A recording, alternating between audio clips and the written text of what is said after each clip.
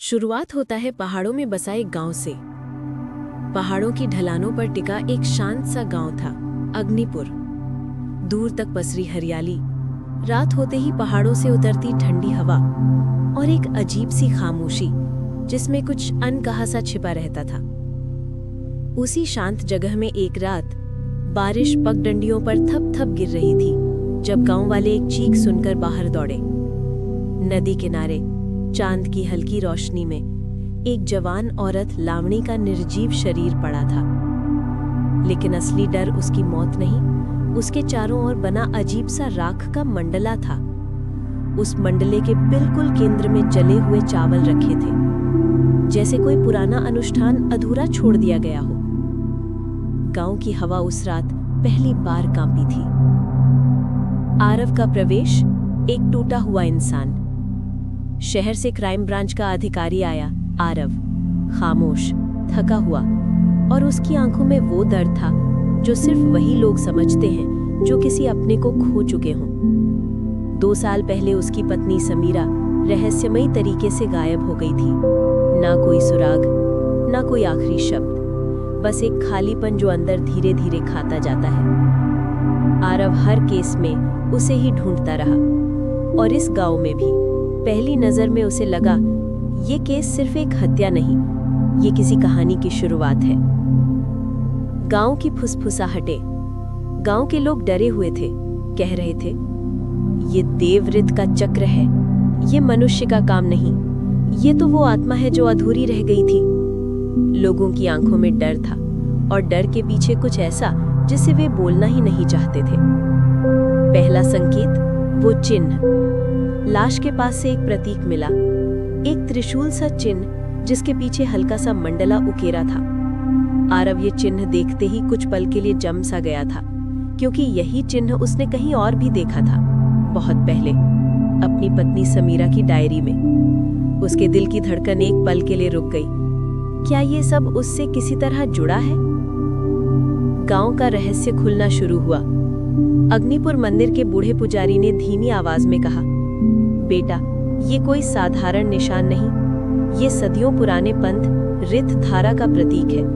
वे मानते थे कि कुछ आत्माएं अपना दुख, अपना प्रतिशोध मंडलों के जरिए पूरा करती हैं। 5 मंडले बनते हैं, और 5वां मंडला पूरा होते ही अनुष्ठान सिद्ध हो जाता है। आरव के मन में सवाल ही सवाल थे, लेकिन उनके जवाब अभी बहुत दूर थे। दूसरी मौत, मंडले का दूसरा चक्र। जांच चल रही थी कि अगली ही सुबह एक बूढ़ा चरवाहा खेतों में मृत पाया गया। शरीर पर कोई निशान नहीं, चेहरा शांत, जैसे बस सोते सोते रुक गया हो। लेकिन उसके इर्द गिर्द भी वही राख, वही चावल, वही मंडला। अब ये साफ था, ये कोई एक घटना नहीं, ये एक सिलसिला है। गांव कांप उठा था, और आरव के दिल में वही पुरानी पीड़ा उठी। क्या इसी तरह की किसी कहानी में समीरा भी खो गई थी? तीसरी मौत, और डर की गहराई। 2 हत्याओं के बाद गांव में बेचैनी फैल चुकी थी। रात होते ही लोग दरवाजे बंद कर लेते, जानवरों को भीतर बांध लेते, और खेतों की ओर जाने का नाम तक नहीं लेते। एक शाम पहाड़ियों से हल्की धुंध उतर रही थी। पगडंडी पर दूर से दिए की रोशनी सी झलकती दिखी। अगली सुबह खबर आई, गांव की स्कूल टीचर देविका मंदिर के पुराने कुएं के पास मृत मिली। उनके पास भी वही राख का मंडला, वही जले हुए चावल, और वही प्रतीक। लेकिन इस बार मंडले का आकार बदला हुआ था। पहले 2 मंडले छोटे थे, पर ये तीसरा वाला जैसे कोई कहानी बीच से शुरू हो रही हो। गांव की हवा फिर से कांप उठी। आरव के भीतर उठता तूफान। देविका का शव देखकर आरव को एक अनजानी घबराहट ने जकड़ लिया। उसे बार बार अपनी पत्नी की याद आती। समीरा भी ऐसे ही शांत स्वभाव की थी, बच्चों से प्यार करने वाली, और अक्सर पहाड़ों पर घूमने चली जाती थी।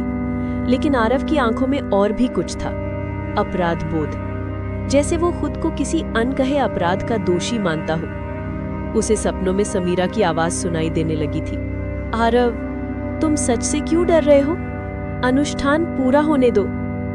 वो पसीने में भीगा उठता। क्या ये उसका भ्रम था, या सच? समीरा की डायरी का दूसरा हिस्सा। अगले दिन आरव पुराने मंदिर के पीछे झाड़ियों में कुछ ढूंढ रहा था कि एक लड़की दौड़ती हुई आई। उसके हाथ में एक पुरानी, गीली लेकिन पहचानने लायक चीज थी, समीरा की डायरी। वही डायरी का हिस्सा जो आरव को कभी नहीं मिला था। डायरी खोलते ही पन्नों से मंद सी मिट्टी और धूप की गंध उठी, जैसे समीरा ने वो पन्ने आंसुओं से भीगे हाथों से लिखे हों। पन्नों पर शब्द कांप रहे थे। मैंने खुद को बहुत संभाला, लेकिन दुनिया ने मुझे टूटने दिया। शायद दर्द का भी एक धर्म होता है, और शायद उसी धर्म ने मुझे पुकारा है। रित धारा गलत नहीं कहता, हर आत्मा अधूरा काम पूरा करती है। आरव की उंगलियां कांप गईं। क्या समीरा इस पंथ से जुड़ी थी, या सिर्फ किसी वॉमिट का शिकार? गांव में फूट, डर बनाम तर्क। अब गांव 2 हिस्सों में बंट चुका था। पहला हिस्सा कह रहा था, ये किसी इंसान का काम है, कोई पुरानी दुश्मनी, कोई जुनून। दूसरा हिस्सा कह रहा था, ये आत्मा है, कोई स्त्री जिसे दुनिया ने सताया था, वही अब अपना न्याय ले रही है। और बीच में खड़ा था आरव, एक ऐसा आदमी जो तर्क पर चलता था, लेकिन जिसका दिल अब डर से अंधा होने लगा था। जंगल में मिले संकेत। आरव और स्थानीय पुलिस रात के अंधेरे में टॉर्च लेकर जंगल में गए। गहरे अंदर पहुंचते पहुंचते एक अजीब सन्नाटा छा गया। टॉर्च की रोशनी पेड़ों पर घूमी तो कुछ गहरे निशान दिखे। वही चिन्ह, मंडले का आधा आकार, पेड़ों की छाल में उकेरा हुआ, जैसे कोई अशांत व्यक्ति बार बार एक ही प्रतीक बनाता रहा हो, या जैसे किसी आत्मा को अपना मार्ग चिन्हित करना हो। चौथी हत्या और अंतिम चक्र से पहले चौथा मंडला बनने में अधिक समय नहीं लगा। एक रात गांव की दाई, जो बच्चों को जन्म दिलाती थी, घर से गायब हो गई। सुबह वो पहाड़ी की खाई के पास मिली। शरीर पर एक भी घाव नहीं, चेहरा शांत, जैसे कोई बोझ उतर गया हो। पर उनके आसपास का मंडला बाकी सभी मंडलों से बड़ा था, और पहली बार उसमें लाल रंग के धब्बे थे, जैसे राख में किसी का खून मिल दिया गया हो।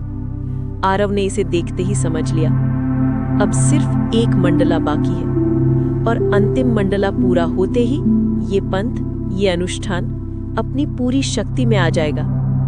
उसे महसूस हुआ कि ये मामला अब सिर्फ गांव का नहीं, ये उससे जुड़ा है, उसकी पत्नी से जुड़ा है, उसकी टूटन से जुड़ा है।